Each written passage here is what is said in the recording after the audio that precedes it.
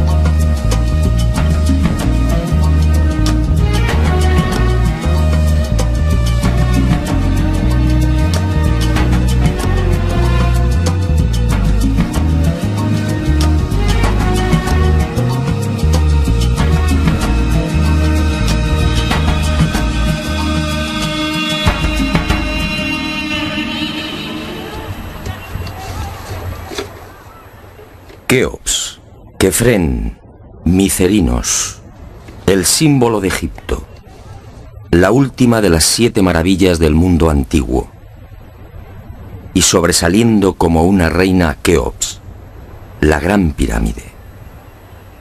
Una construcción incomprensible, un desafío a la razón, una obra que provoca vértigo. ¿Quién la levantó y sobre todo cómo? Keops reúne 3 millones de bloques de piedra caliza y granítica. Bloques que oscilan entre 2 y 40 toneladas de peso. Bloques tallados con tal precisión que no permiten el paso de una hoja de papel. Un monumento cuyo revestimiento original, hoy casi desaparecido, estaba formado por losas de caliza pulida de hasta 16 toneladas. Y a su lado, otro coloso, Kefren, casi 1.700.000 metros cúbicos de piedra. Bloques idénticos a los de Keops, con un revestimiento original de caliza pulida y granito rojo de Asuán. En su base cabrían 7 campos de fútbol. Por último, Micerinos, la más modesta pero igualmente soberbia y desconcertante. Su altura equivale a un edificio de 20 plantas. Hoy la tecnología tendría graves dificultades para alzar y depositar esos bloques de piedra.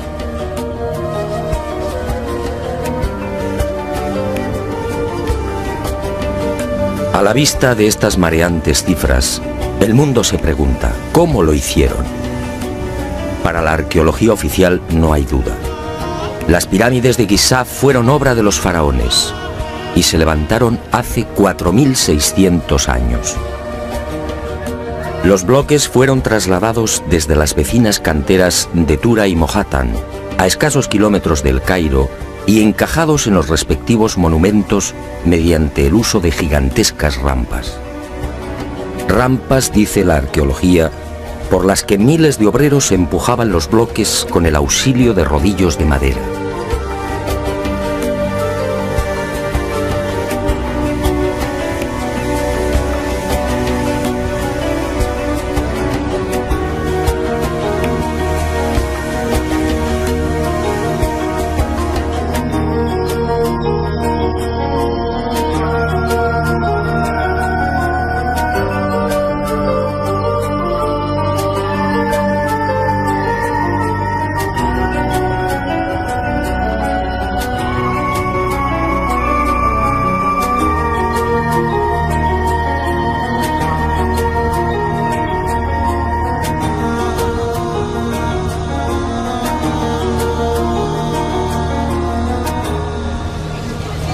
Pero la célebre teoría de las rampas, divulgada en el siglo XX por el arqueólogo alemán Ludwig Borchardt, no termina de convencer a cuantos hemos tenido el privilegio de pisar la meseta de Giza y contemplar estos 3 millones de bloques.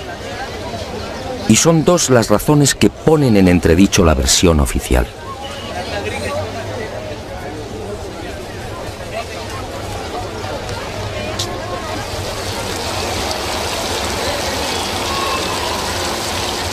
Según los arqueólogos, la Gran Pirámide fue construida por Keops, el faraón que reinó entre los años 2590 y 2567 a.C.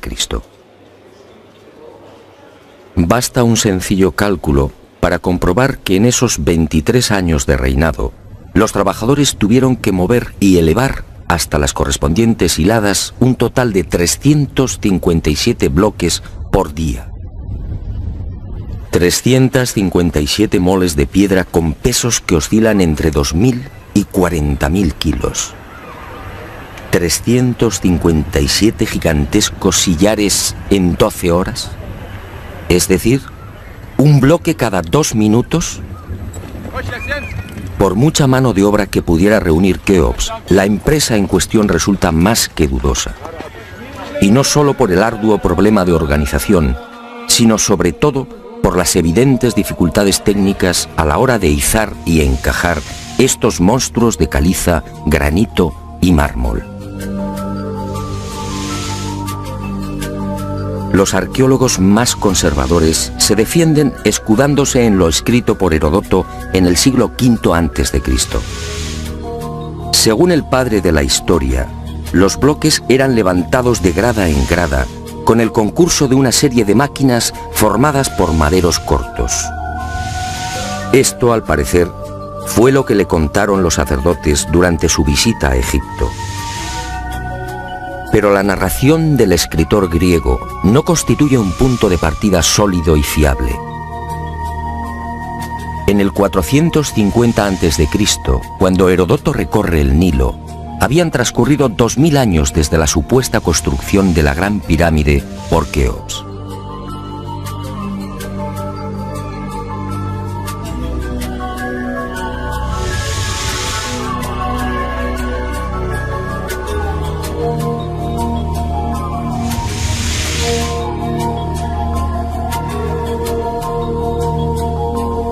Herodoto no menciona las rampas, ni se atreve tampoco con el espinoso problema de los 357 bloques por día.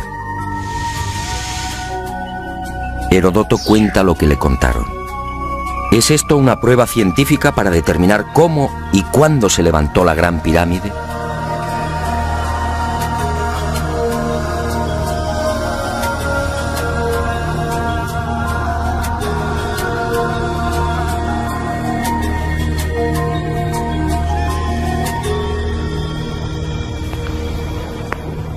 Pero existe una segunda razón de mayor calado que hace dudar de lo establecido por la arqueología. Hace 4.600 años, cuando los arqueólogos fijan la construcción de la Gran Pirámide, el Valle del Nilo justamente despertaba al periodo neolítico.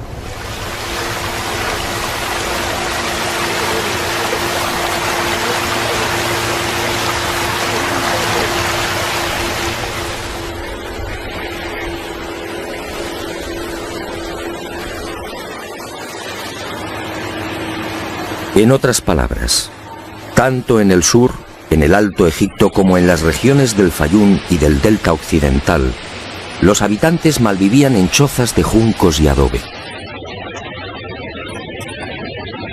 Se hallaban todavía en la Edad de Piedra, con un precario desarrollo agrícola y un incipiente pastoreo. Sus herramientas eran groseras, basadas principalmente en la industria lítica. Sería 3 siglos después, hacia el 2300 a.C., cuando estos pueblos entrarían en la Edad del Bronce. Y surge la primera gran contradicción. Si Egipto cambia la piedra por el bronce en el 2300 a.C. aproximadamente, ¿cómo pudieron levantar la Gran Pirámide 300 años antes? ¿Con qué herramientas? ¿Con qué clase de conocimientos? ¿Cómo explicar semejante salto cualitativo?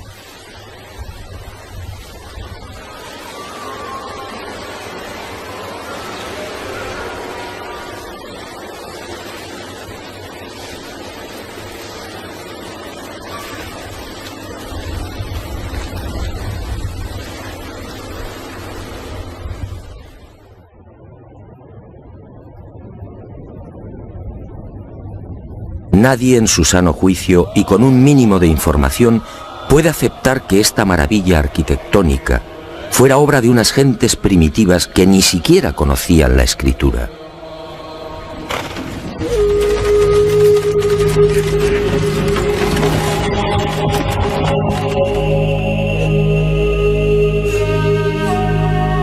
El testimonio de Herodoto, en efecto, deja mucho que desear.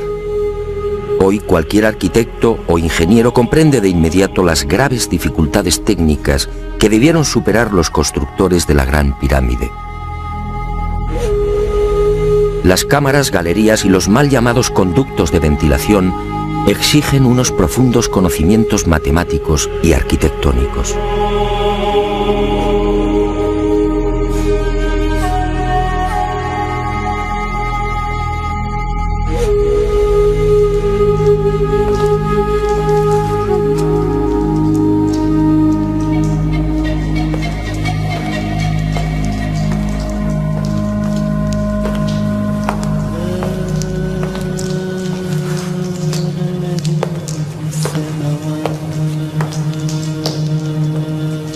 Basta echar un vistazo a las toscas herramientas con las que, según los arqueólogos, se construyeron las pirámides para comprender que algo falla en esta historia. Unas herramientas, además, que no existían hace 4.600 años.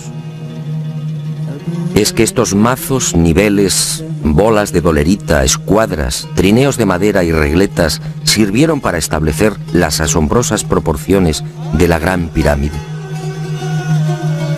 ¿Cómo explicar, por ejemplo, que la desviación de la orientación norte-sur de sus caras no supere los 3 minutos 20 segundos hacia el oeste? ¿Cómo explicar la increíble perfección de la angulación de los bloques de revestimiento? Hoy solo podríamos alcanzarla con instrumentos ópticos. ¿Cómo entender que hace 4.600 años aquellos pueblos neolíticos dispusieran ya de una medida tan perfecta como el codo? Como es sabido, Solo en la era espacial se ha podido comprobar que el metro estaba mal medido. Su longitud en realidad es algo más de lo que siempre habíamos creído. El metro exacto tiene una longitud de 1.047. Pues bien, 2 codos egipcios equivalían exactamente a 1.047. El metro de la era espacial. ¿Cómo lo lograron? Pero las dudas y contradicciones no terminan ahí. Hasta el día de hoy, nadie ha logrado explicar satisfactoriamente el sistema de iluminación utilizado a la hora de construir las pirámides. Las tradicionales antorchas no sirven. No hay restos de hollín en techos o paredes. En cuanto a la fórmula de los espejos, reflejando la luz solar hasta lo más profundo, tampoco resiste un análisis medianamente serio. El movimiento del Sol obligaría a los constructores a una penosa labor de permanente rectificación. Esa luz sería útil como mucho para las salas y galerías más próximas a la entrada.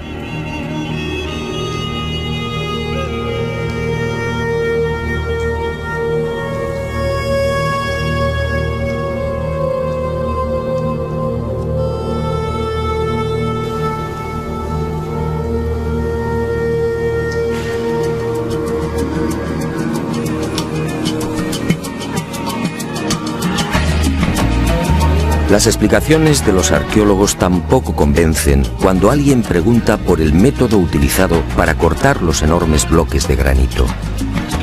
¿Herramientas de cobre?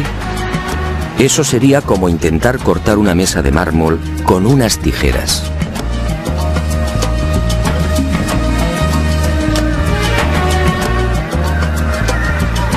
Y otro tanto sucede con el asombroso y enigmático pulido de los vasos de diorita y granito.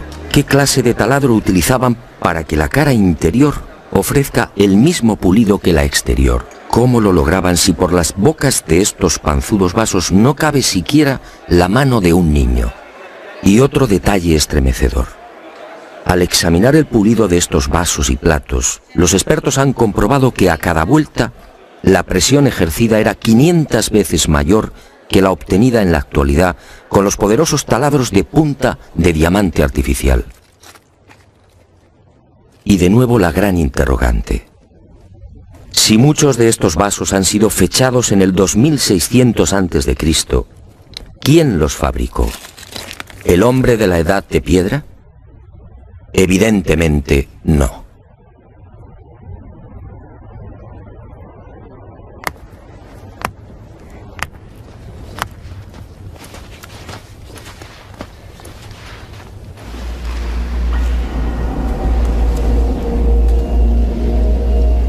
¿Y quién fue capaz de un pulido como el que presenta el supuesto sarcófago de la pirámide de Keops? El acabado en el bloque de granito resulta imposible para un hombre del Neolítico. Mientras las esquinas aparecen absolutamente cuadradas, el índice de imperfección de la superficie del sarcófago no llega a 2/10 de pulgada. Es decir, la 10ª parte del espesor de un cabello humano. Esa perfección en el trabajo sobre la negra y dura diorita alcanza su máxima expresión en la estatua del citado faraón Kefren, hallada en el Templo del Valle, junto a la pirámide que lleva su nombre. El pulido de la misma es tal que solo cabe el silencio. Nadie sabe, nadie entiende cómo se logró semejante belleza hace 4500 años. ¿Y cómo explicar la técnica empleada para la ejecución de estas perforaciones? Son perfectamente visibles en muchos lugares del Egipto faraónico. Aquí, en la entrada real de la pirámide de Keops, tenemos una muestra. Para la arqueología no hay misterio. Estos orificios, dicen, se conseguían mediante la introducción en la piedra de un cilindro hueco que al girar cortaba el granito. Pero al examinar la espiral grabada en el interior, algo no concuerda con la versión oficial. La distancia entre línea y línea es de 2.5 milímetros. Nosotros en la actualidad, utilizando taladros con punta de diamante artificial, solo podemos alcanzar 0.05 milímetros por vuelta.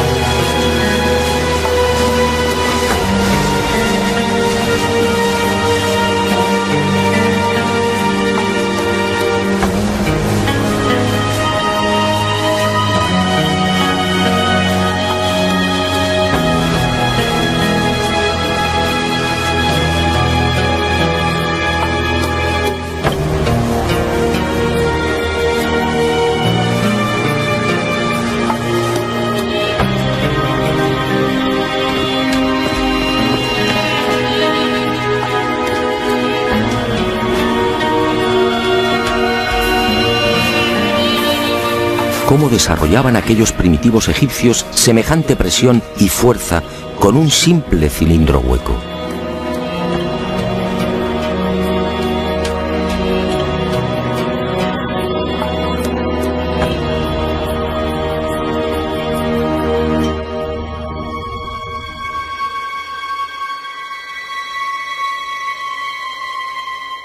Y aunque algo posterior en el tiempo, también lo descubierto en la tumba de Tutankamón nos deja con la boca abierta.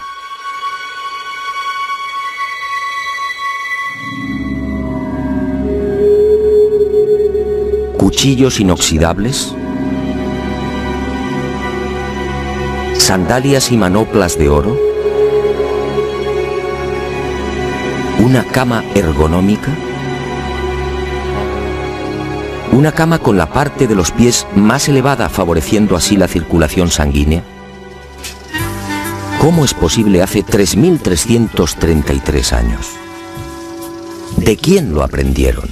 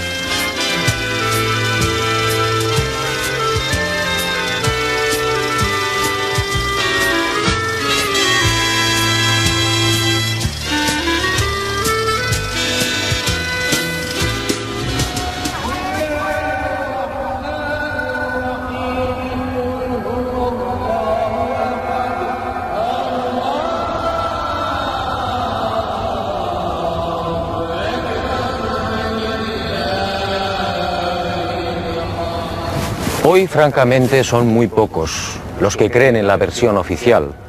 Hace 4.600 años, los pueblos que habitaban esta región no estaban en condiciones de imaginar siquiera este portento arquitectónico.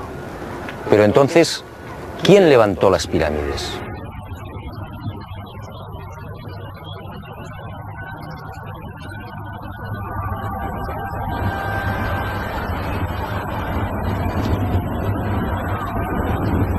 Una primera pista aparece en esta estela de piedra. Una estela depositada en la sala 42 del Museo del Cairo y que muy pocos turistas se detienen a contemplar. La arqueología la denomina la estela del inventario. Se trata casi con seguridad de una copia de otro texto mucho más antiguo. En ella se lee un párrafo demoledor que deja sin argumentos a los arqueólogos.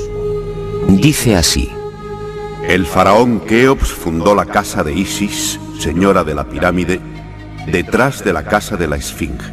¿Señora de la pirámide? ¿Quiere esto decir que la Gran Pirámide ya existía cuando Keops llegó al poder?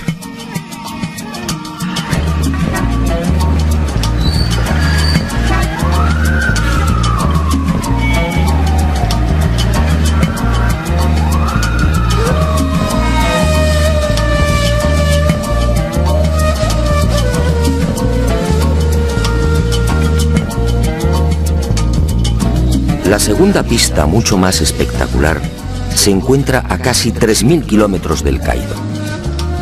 Y hacia allí nos dirigimos.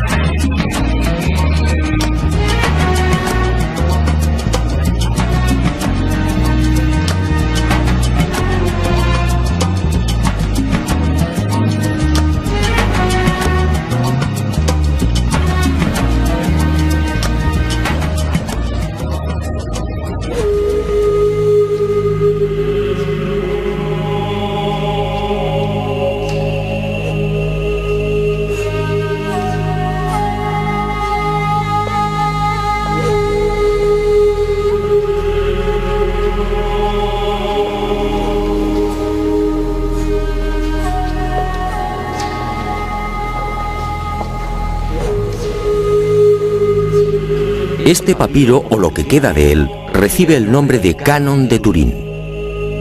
Fue descubierto en 1822 por el viajero italiano Bernardino Drobetti en la antigua ciudad egipcia de Tebas. El propio Champollion lo tradujo concediéndole una singular importancia. Pero la arqueología ha preferido ignorarlo. Y no es de extrañar a la vista de su contenido.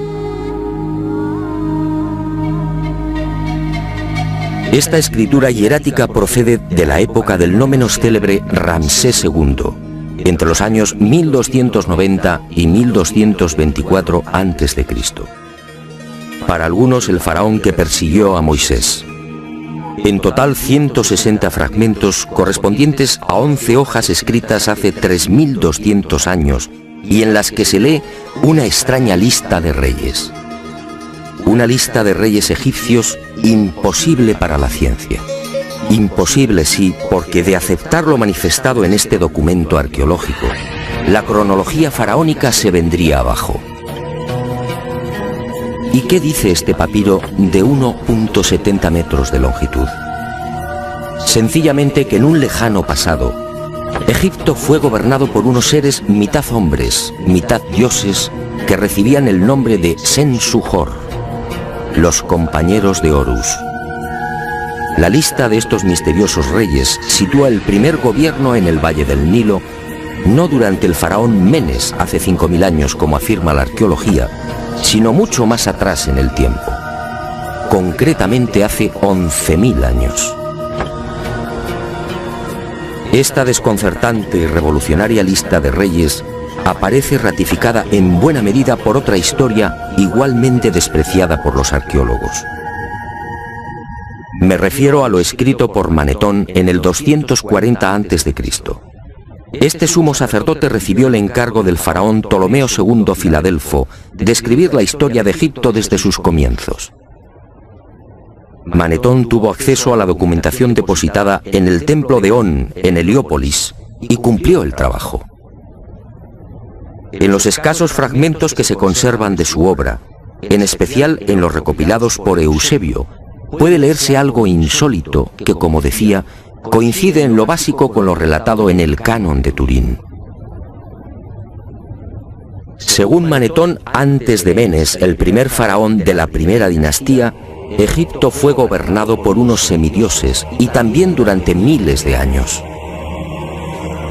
El sumo sacerdote greco-egipcio no habla de los Sensuhor, pero la casualidad es más que sospechosa. ¿Quiénes eran los Sensuhor? ¿Por qué los califican de semidioses?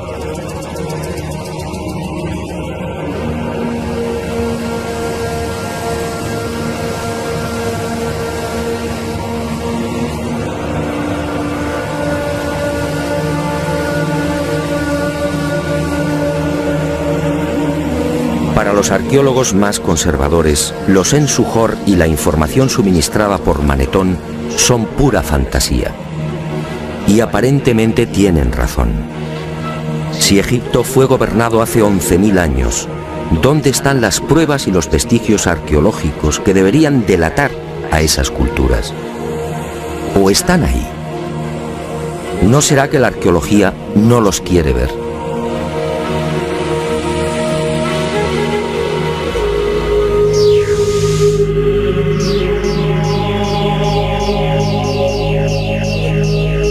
El presente descubrimiento se debe al investigador español Manuel Delgado.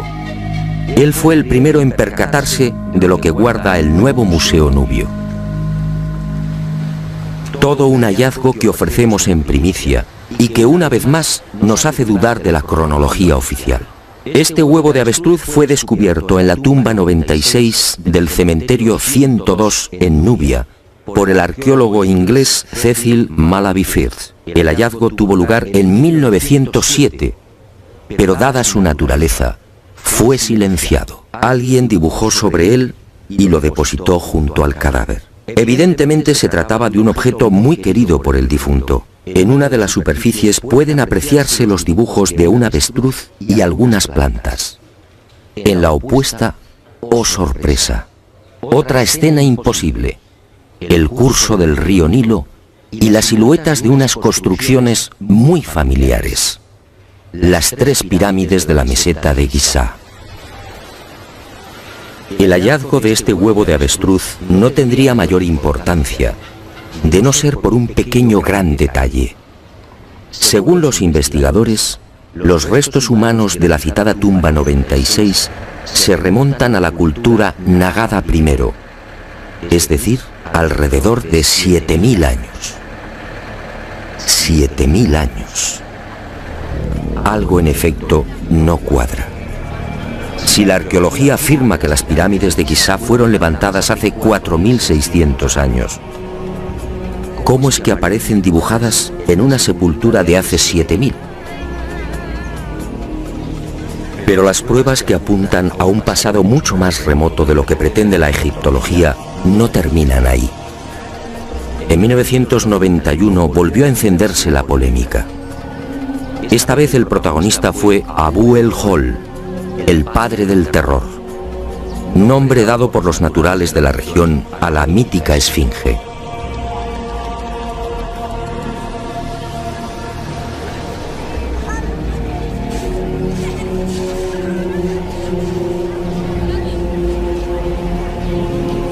La esfinge, otro monumento emblemático de Egipto construido según la arqueología por el faraón Kefren hace 4500 años.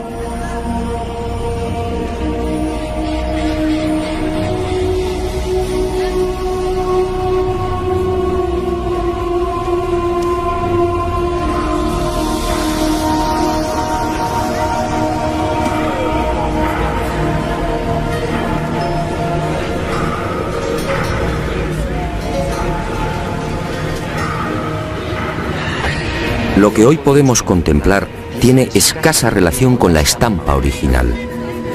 En el pasado se hallaba totalmente pintada. El cuerpo de león en rojo y el tocado de la cabeza en azul, con rayas horizontales en amarillo. Portaba una barba postiza y por delante de esa barba aparecía una estatua a tamaño natural. Durante la invasión de los mamelucos, la esfinge fue cañoneada y la nariz destrozada.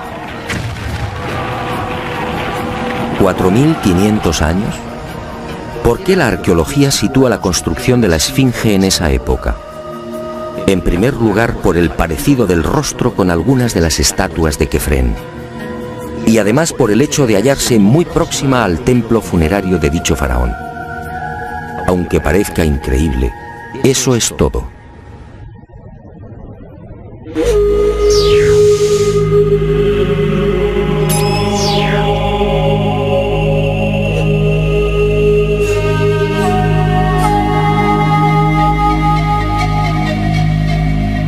Y en 1991, como decía, los arqueólogos fueron arrinconados de nuevo contra las cuerdas.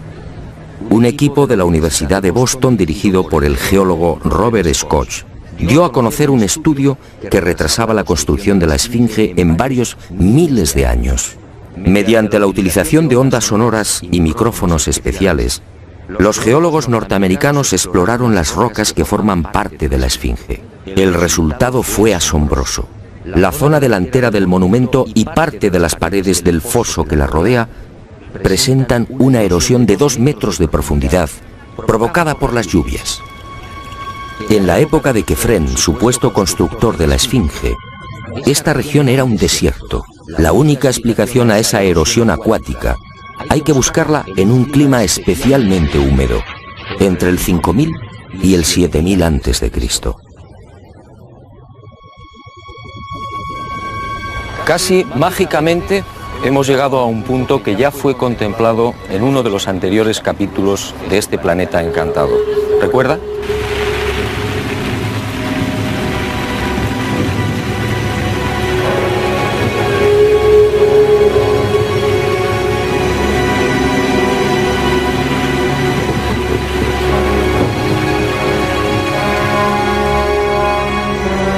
Al hablar del Gran Jardín, pudimos comprobar cómo todo el norte de África, hace unos 12.000 años aproximadamente, se vio sometido a un dramático cambio climático.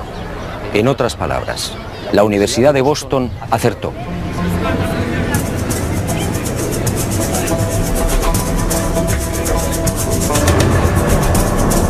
Fue a partir de esa época, hace ahora unos 8.000 años, cuando los monzones perdieron fuerza y el Sáhara entró en un lento pero progresivo proceso de desertización.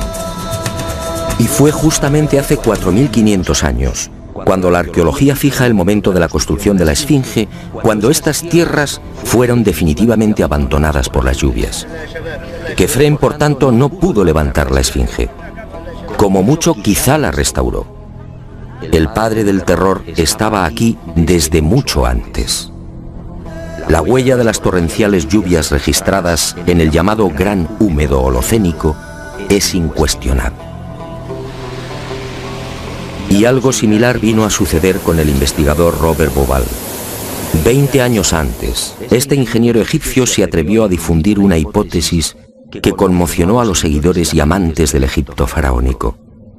Para Bauval, las pirámides de Giza no son construcciones aisladas. Las 3 forman parte de un plan unificado minuciosamente diseñado.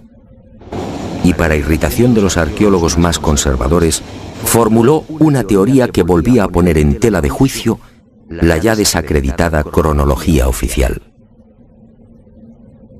La tesis de Bauval es conocida como la correlación de Orión, es decir, el asombroso parecido en la disposición de Keos, Kefren y Micerinos respecto a las 3 estrellas que forman el cinturón de Orión.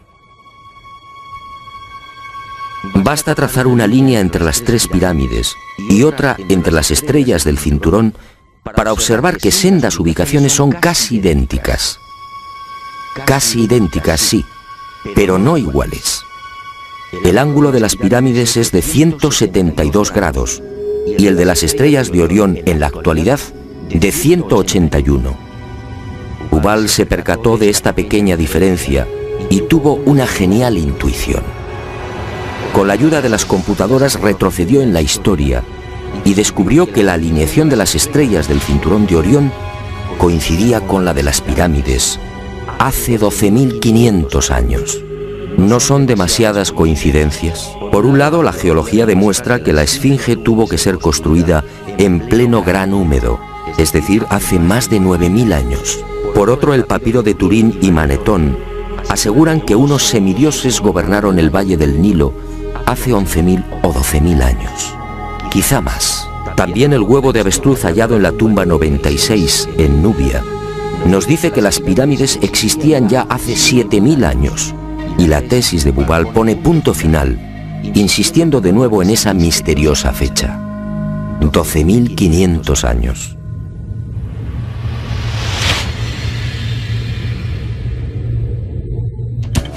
Si 3 indicios constituyen una prueba, ¿qué podemos pensar cuando al menos se contabilizan 5?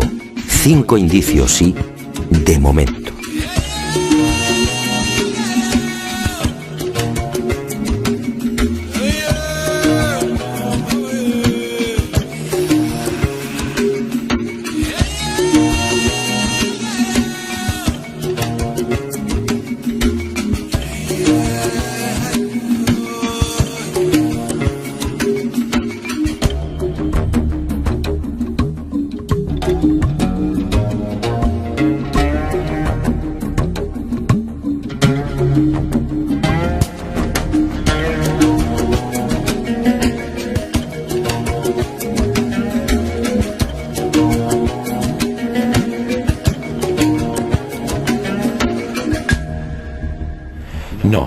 Las pruebas que contradicen la versión de la arqueología oficial no han concluido.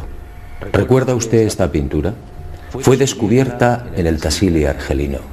Según los arqueólogos, tiene una antigüedad aproximada de 5.500 años, probablemente mucho más.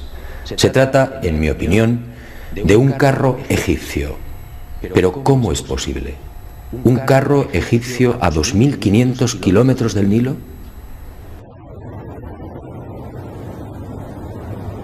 ¿Un carro egipcio antes de que existiera Egipto?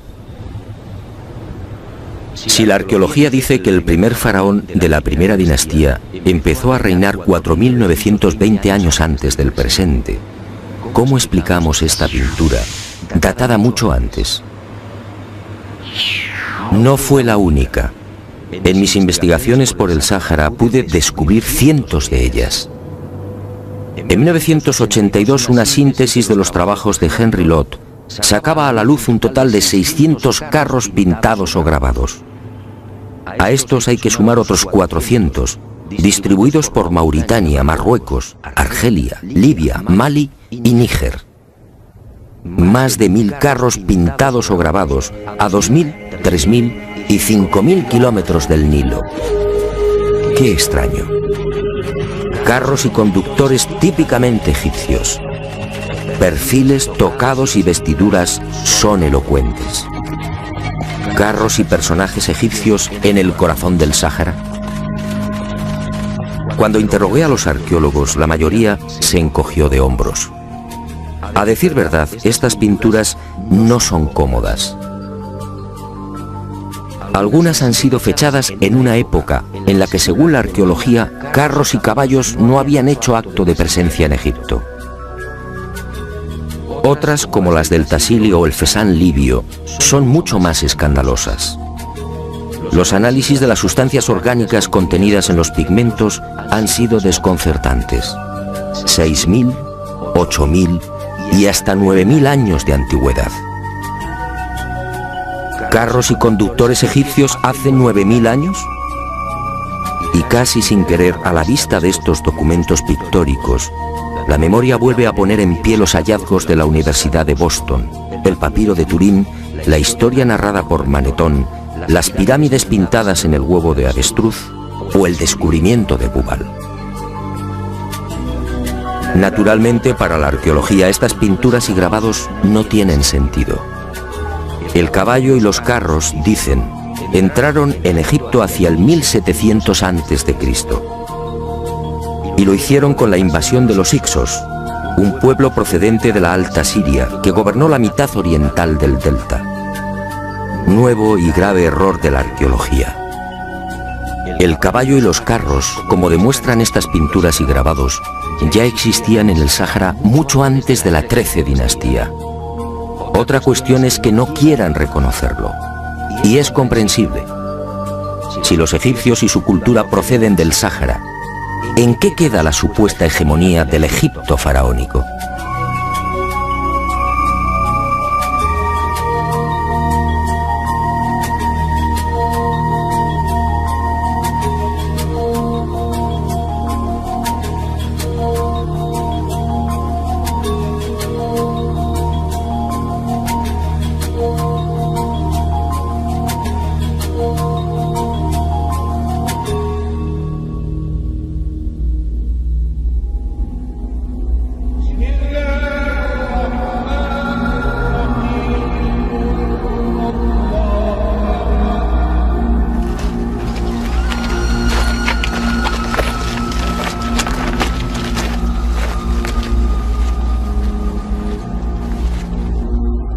Pero las imposibles pinturas egipcias en el Sáhara, a 2.500 kilómetros del Nilo, no se limitan a carros al galope. Otras, para desconcierto e irritación de la arqueología, presentan escenas muy diferentes. Ofrendas. Personajes adornados con el ureus, la serpiente sagrada sobre las cabezas. Barcas igualmente egipcias. Vestimentas similares a las que lucen faraones y sacerdotes. Individuos de perfil al más puro estilo egipcio. pinturas todas ellas muy anteriores al Egipto faraónico.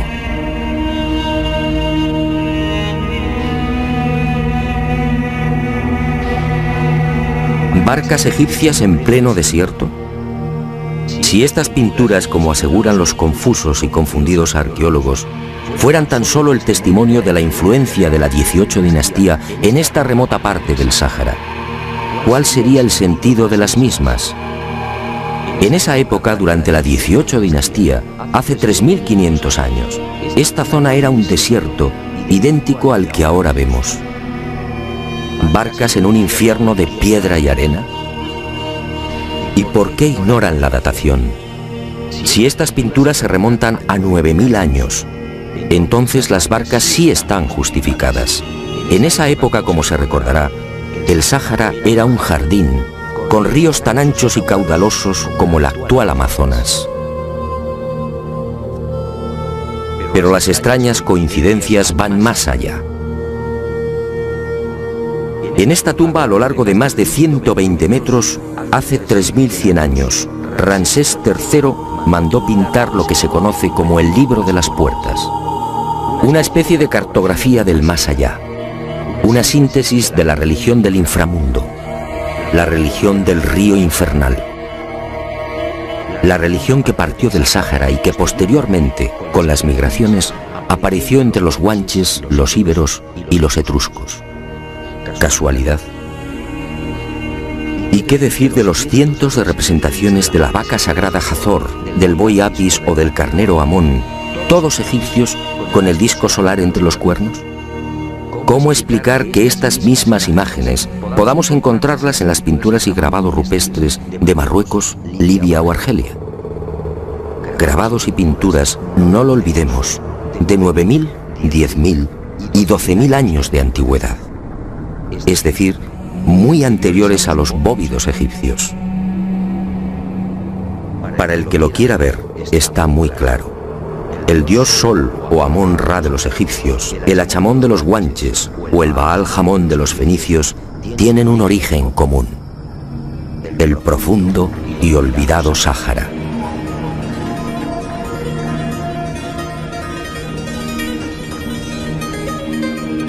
Puede que Herodoto y Diodoro de Sicilia tuvieran razón. Egipto, el Egipto faraónico, fue obra de los dioses. Ha llegado el momento de ser valiente.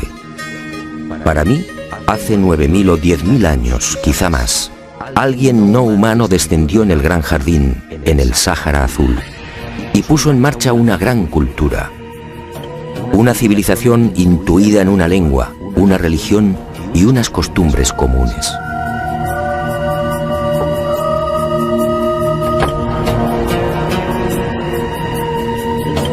Esos seres, esos dioses de cabezas redondas pintados en Tassili, podían proceder de Orión.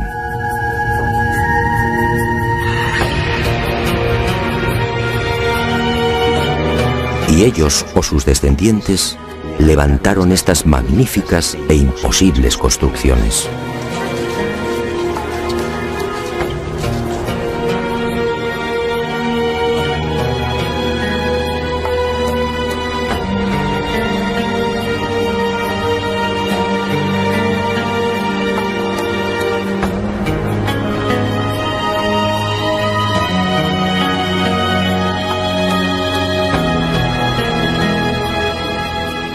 ¿Cree usted que se trata de un sueño? Schopenhauer decía que toda verdad, al nacer, es ridiculizada y perseguida. Demos tiempo al tiempo. Algún día el hombre se verá obligado a escribir de nuevo la historia.